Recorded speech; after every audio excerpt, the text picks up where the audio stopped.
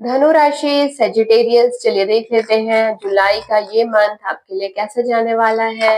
Angel आपको क्या कहना चाह रहे हैं जुलाई मंथ में धनु राशि के लिए, ओवरऑल एनर्जी कैसी रहने वाली है, लव रिलेशनशिप में क्या होने वाला है, करियर फाइनेंसेस में क्या होने वाला है, हेल्थ एंड ओवरऑल गाइडेंस धनु राशि के लिए क्या रहने वाली है, ये सारी चीजें देख लेते हैं। ये एक जनरल रीडिंग है। पर्सनल रीडिंग के लिए आप मुझे व्हाट्सएप या डीएम कर सकते हैं। धनु राशि वालों, इस मंथ ना आपके अंदर ना कुछ नया करने की एक्साइटमेंट रहते दिखाई दे रही है। नई अपॉर्चुनिटी, नए आइडिया और नई प्लानिंग आपके माइंड में लगातार चलती रहेगी। कई लोगों के लिए कोई नया प्रोजेक्ट, स्किल या करियर अपॉर्चुनिटी की स्टार्टिंग भी होती दिखाई दे रही है। लेकिन साथ ही साथ एक बात भी आप ध्यान रखिएगा धनु राशि, इस महीने ना आप अपने इमोशंस या रिसोर्सेस को लेकर के थोड़ा ना प्रोटेक्टिव भी रहते दिखाई दे रहे हैं। कई बार आपको लगेगा कि कहीं जो मेरे पास है वो मुझसे छिन ना जाए। इसी वजह से ना कुछ लोग अपने इमोशंस को ना खुल के एक्सप्रेस भी नहीं करते दिखाई दे रहे हैं। थोड़े से ना आप चीजों को लेकर के नैरो माइंडेड भी होते दिखाई दे रहे हैं। साथ ही साथ मन में पास्ट की कोई डिसअपॉइंटमेंट, कोई पुरानी फेलियर या किसी अपने को लेकर के दुख अभी भी बाकी होता दिखाई दे रहा है। तो एंजल आपको यही समझाना चाह रहे हैं कि अगर आप बार बार पीछे मुड़ करके देखते रहेंगे ना, तो सामने जो ब्लेसिंग्स आपका वेट कर रही हो उन्हें आप मिस कर सकते हैं। क्योंकि ये जो महीना है आखिर तक, है ना, कार्ड जो है साफ बता रहे हैं कि फैमिली, इमोशनल हैप्पीनेस और इनर सेटिस्फेक्शन की एनर्जी आपकी लाइफ में बढ़ती दिखाई दे रही है। इसलिए जितना जल्दी पास्ट को आप रिलीज करेंगे उतनी जल्दी हैप्पीनेस आपकी लाइफ में एंटर करेगी। तो पास्ट की कोई भी सिचुएशन है जिसको आप पकड़ के बैठे हैं, तो इस महीने उनको रिलीज कीजिए। क्योंकि देखिए, एक चीज समझिए, आपकी जो फैमिली है ना, आपके जिनके साथ आपका इमोशनल बॉन्ड है अच्छा, वो आपके साथ है, आपके सपोर्ट में है।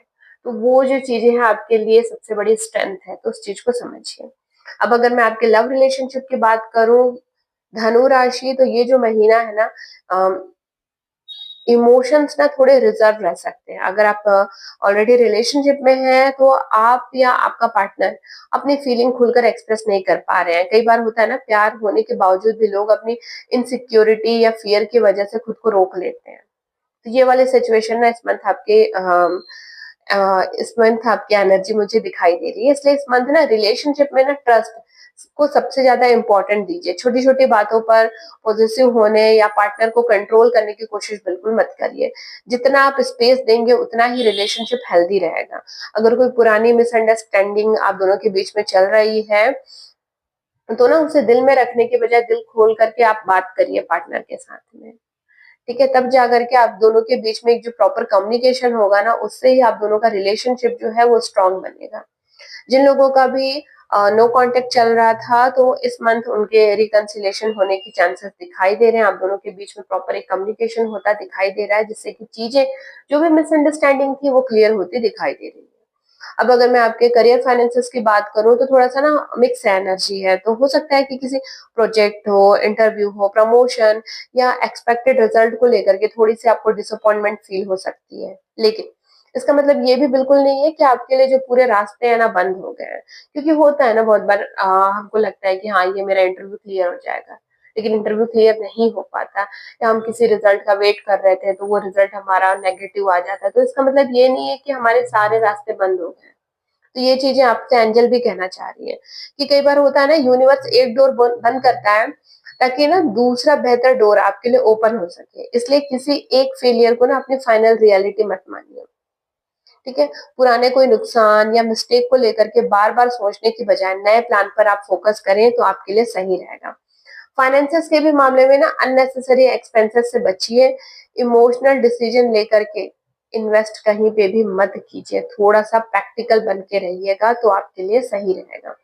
तो अपनी जर्नी को ना बिल्कुल भी एंड मत समझिए, कंसिस्टेंसी बनाए रखिए, सक्सेस जरूर मिलेगा।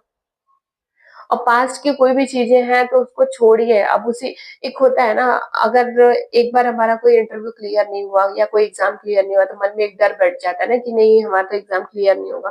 तो वो चीजें मत रखिए।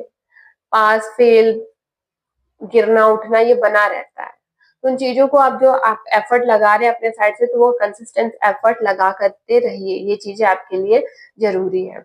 हेल्थ की बात करूं तो देखिए, हेल्थ वाइज ना ये जो मंथ है आपके लिए काफी पॉजिटिव दिखाई दे रहा है। अगर पिछले कुछ टाइम से स्ट्रेस, इमोशनल प्रेशर चल रहा था, तो अब धीरे धीरे रिकवरी की एनर्जी दिखाई दे रही है। फैमिली के साथ आप टाइम बिताते, एक क्वालिटी टाइम स्पेंड करते, उनके साथ घूमते फिरते, एक हेल्दी रूटीन को फॉलो करते भी आप दिखाई दे रहे हैं। तो प्रॉपर एक स्लीप, आपका बैलेंस डाइट और हाइड्रेशन पर आप इस मंथ ध्यान दे रहे हैं। मेंटल पीस भी आपकी इस मंथ काफी अच्छी दिखाई दे रही है।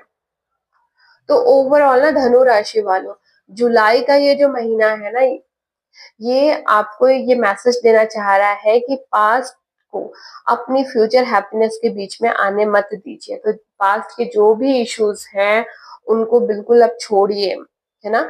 नई शुरुआत से मत डरिए, अपॉर्चुनिटी को ओपन हार्ट से एक्सेप्ट कीजिए, और जो आपके कंट्रोल में नहीं है ना, उसको छोड़ना सीखिए। याद रखिए ये जो पूरा महीना है ना, आपको 4 बातों पे ध्यान देना ज़रूरी है। एक जो है नई शुरुआत, इमोशनल बैलेंस, पास्ट को रिलीज़ करना और फैमिली हैप्पीनेस। इन चारों को आपको प्रायोरिटी देना होगा। अगर आपने इन चारों बातों को अपनी लाइफ में अपनाया, तो जुलाई सिर्फ एक अच्छा महीना नहीं, बल्कि आपकी लाइफ में ना इमोशनल सैटिस्फैक्शन और स्टेबिलिटी लेकर के आने वाला है। तो ये जो बोल सकते हो ना, ये जो मंथ रहने वाला है आपके लिए एक ना बहुत ही खूबसूरत टर्निंग पॉइंट रहने वाला है। ठीक है, तो अगर आप मेरी रीडिंग से कनेक्ट एंड रेजोनेट होते हैं तो मुझे कमेंट में जरूर बताइएगा, एंड मेरी वीडियोस को लाइक कमेंट कीजिए, एंड मेरे चैनल को जरूर सब्सक्राइब कीजिए। Thank you.